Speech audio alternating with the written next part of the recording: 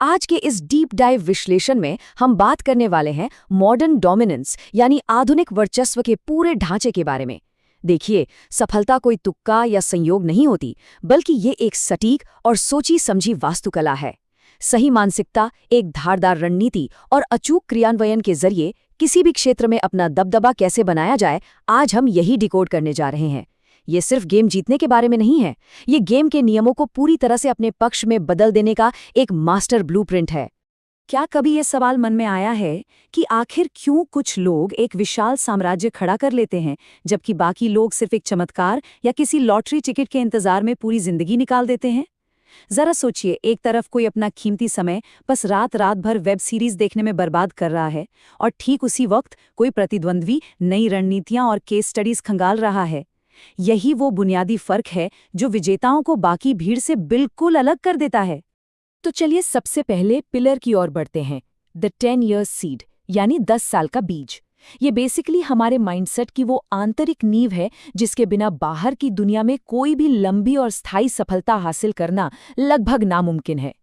आइए इसे थोड़ा और गहराई से समझते हैं।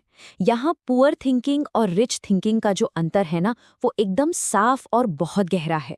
गरीब सोच हमेशा तुरंत पैसा कमाने की स्कीम्स और झटपट समाधानों के पीछे भागती है, एक ऐसी बेचैनी जो आज अभी इसी वक्त सब कुछ पाना चाहती है। वहीं दूसरी ओर अमीर सोच एक ऐसे बीज को बोने में यकीन रखती है जिसके फल शायद अगले 10 सालों तक खाने को ना मिले। ये तुरंत मिलने वाले मजे को छोड़कर भविष्य के लिए एक जबरदस्त धैर्य रखने की कला है। इसे एक बहुत ही दिलचस्प कहानी वाले स्टाइल में समझा जा सकता है, जैसे मोटू और छोटू, या मान लीजिए रितेश और कमल का उदाहरण, जहां एक इंसान रातों रात अमीर बनने की चाह में शॉर्टकट्स अपनाता है और सब कुछ दांव पर लगा देता है, वहीं दूसरा इंसान चुपचाप धीरे धीरे और लगातार काम करता रहता है। ये कंपाउंडिंग की असली ताकत है। लंबे समय तक किया गया लगातार प्रयास हमेशा एक ठोस परिणाम देता है, जबकि झटपट पैसे वाली स्कीम्स महज एक खतरनाक भ्रम साबित होती हैं। अब जरा इस 100% के आंकड़े पर गौर करते हैं। ये सिर्फ एक नंबर नहीं है, बल्कि एक तरह की बहुत सीरियस चेतावनी है। होता क्या है कि शॉर्ट टर्म प्लेजर या तुरंत मिलने वाली खुशी असल में भविष्य से लिया गया एक ऐसा भारी भरकम कर्ज है जिस पर दर्द का सीधा 100% ब्याज लगता है। आज मजे करने के चक्कर में जो जिम्मेदारियां टाली जाती हैं, वो अंततः अपने ही भविष्य को गिरवी रखने जैसा है। और जब ये कर्ज चुकाने का वक्त आता है ना, तो इसकी कीमत बहुत भारी चुकानी पड़ती है। अब आते हैं पिलर नंबर 2 पर, द इंफॉर्मेशन असैसिन यानी सूचना के दम पर बाहरी दुनिया में अपना लेवरेज या दबदबा कैसे बनाया जाए। ये हिस्सा हमें सिखाता है कि कैसे एक तैयार दिमाग बिना पसीना बहाए भी कंपटीशन को पछाड़ सकता है। और ये चीज़ बहुत ही शानदार तरीके से ये दिखाती है कि शक्ति और वर्चस्व का पूरा गेम अब कैसे बदल चुका है। तलवारों के युग में क्या होता था? जो इंसान शारीरिक रूप से सबसे ताकतवर होता था वही जीतता था। लेकिन आज इस एआई के युग में सबसे श्रेष्ठ और सटीक जानकारी रखने वाला दिमाग ही असली विजेता है। अब जानकारी या इन्फॉर्मेशन ही दुनिया की सबसे बड़ी और असली करेंसी बन चुकी है। ये एक ऐसा बड़ा बदलाव है जिसे समझे बिना आज के दौर में टिका नहीं जा सकता।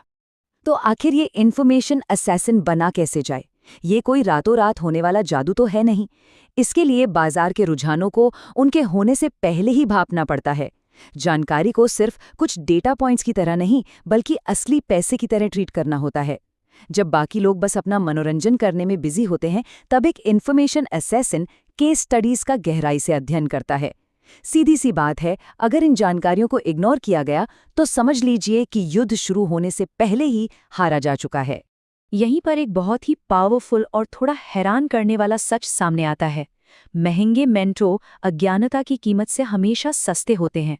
सोच कर देखिए, हाई लेवल नॉलेज या किसी अच्छे मेंटो में निवेश करना चाहे कितना भी महंगा क्यों ना लगे, लेकिन ये हमेशा उस नुकसान से बहुत कम होता है जो किसी गलत फैसले या जानकारी के अभाव के कारण हमें उठाना पड़ता है। व्यापार हो या जीवन, अज्ञानता की कीमत सबसे भारी पड़ती है। चलिए आगे बढ़ते हैं अपने फाइनल और तीसरे पिलर की तरफ, मास्टर द स्टिकी आइज यानी शक्ति का असली क्रियान्वयन।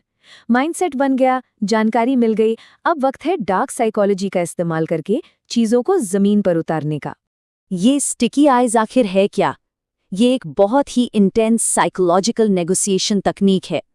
होता क्या है कि तनावपूर्ण माहौल में ज्यादातर लोग घबराकर नजरें चुरा लेते हैं, लेकिन ये तकनीक सिखाती है कि ऐसे मुश्किल क्षणों में सामने वाले से नजरें हटाने से इनकार करके एक अदृश्य पर बहुत भारी दबाव कैसे बनाया जाए।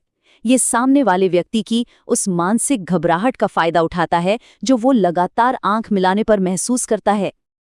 आइए देखते हैं कि इसे प्रैक्टिकली कैसे किया जाता है।